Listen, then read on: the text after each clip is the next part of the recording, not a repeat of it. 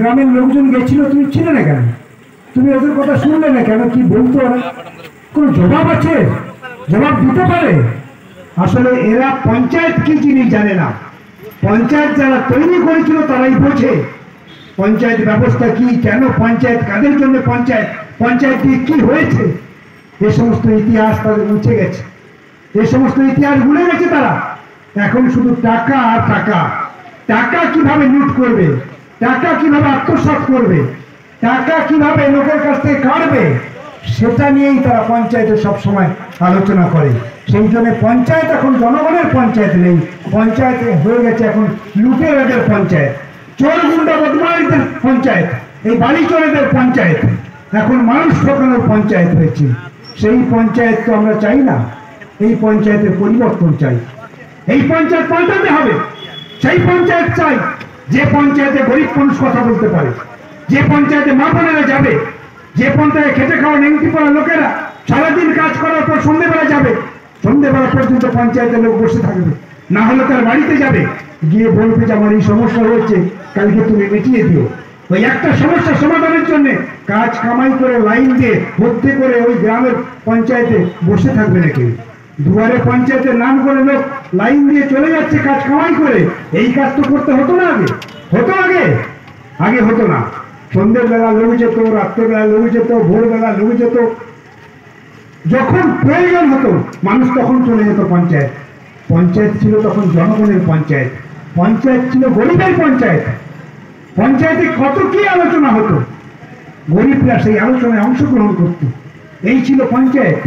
সেই পঞ্চায়েত ব্যবস্থা ভেঙে চুরমার হয়ে গেছে। আর পঞ্চায়েত ব্যবস্থা যখন ভেঙে যায় তখন গরিবদের মর্যাদা থাকে না, মা বোনদের মর্যাদা থাকে না, গ্রামে স্কুল খোলা থাকে না, স্বাস্থ্য ব্যবস্থা ভালো থাকে না, গ্রামে কৃষকের মুখে হাসি থাকে না, মানুষ কাজ পায় না। পঞ্চায়েত ভেঙে গেলে তাই হয়। পঞ্চায়েত হয়েছিল এই জন্যই মানুষের মুখে হাসি ফুটবে, কৃষকের মুখে হাসি ফুটবে, ছেলে মেয়েরা হাসতে হাসতে খেলতে খেলতে স্কুলে যাবে, স্বাস্থ্য ব্যবস্থায় তো তালা ছুটবে না, গরিবরা যাবে স্বাস্থ্য কেন্দ্রে, তারা চিকিৎসা নেবে। স্বাস্থ্য কেন্দ্রে ডাক্তার না থাকলে, ওষুধ না থাকলে পঞ্চায়েতে এসে ওরা বলবে যে আমরা স্বাস্থ্য কেন্দ্রে গেছিলাম, সেখানে ওষুধ নেই, ওষুধের ব্যবস্থা করো। স্কুলে মাস্টার না আসলে তারা পঞ্চায়েতে এসে বলতো যে আমার স্কুলে আজকে মাস্টারমশাই আসেনি, বাচ্চারা গিয়ে ফিরে এসেছে, মাস্টারমশাইদের সঙ্গে কথা বলো যাতে প্রতিদিন স্কুল আসে, আমাদের ঘরে বাচ্চারা যাতে পড়তে পারে তার ব্যবস্থা করো। এইটাই ছিল পঞ্চায়েত ব্যবস্থা, এই জন্যই পঞ্চায়েত। সেই পঞ্চায়েত ফিরিয়ে আনতে হবে। কে বা কারা ফিরিয়ে আনবে?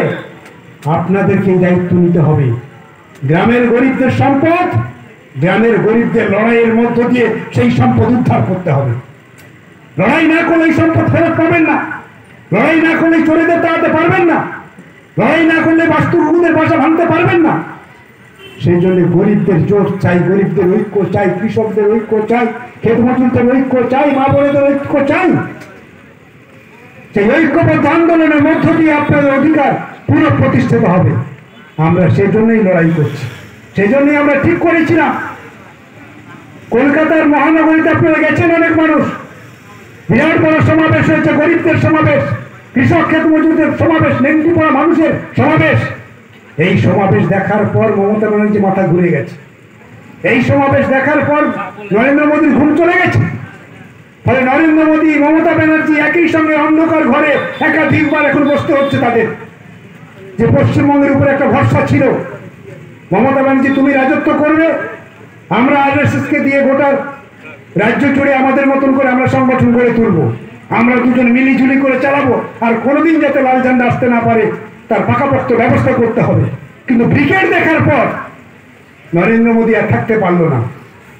নরেন্দ্র মোদীর সঙ্গে একাধিক এখন বৈঠক হচ্ছে, ফোনে আলাপচারিতা হচ্ছে, গোপন বোঝাপড়া হচ্ছে যে পশ্চিমবঙ্গে তো গরিব মানুষ আস্তে আস্তে করে সব লাল ঝান্ডার দিকে চলে যাচ্ছে, তাহলে পশ্চিমবঙ্গকে আটকাতে হবে।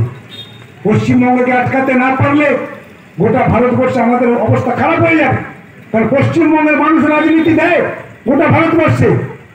গোটা ভারতবর্ষে আজকে যা চলছে পশ্চিমবঙ্গের মানুষের আন্দোলন থেকে ভারতবর্ষের অন্যান্য গরিব মানুষগুলো পুষ্ট হয়েছে। ভারতবর্ষের মানুষ এত আন্দোলন করতে পারতো না, কিন্তু পশ্চিমবঙ্গ থেকে সে আন্দোলনে যোগান দেয় এরা। সুতরাং পশ্চিমবঙ্গকে আটকাতে হবে। তুমি কি করলে, কি করছো তুমি? লক্ষ লক্ষ লোক চলে আসলো ব্রিগেডে। ভয় আতঙ্ক আপনারা ধরিয়ে দিয়েছে। সেই ভয় আতঙ্কে এখন একদম বাগডুম নানা রকমের কথা বলছে। ঠিক ঠিক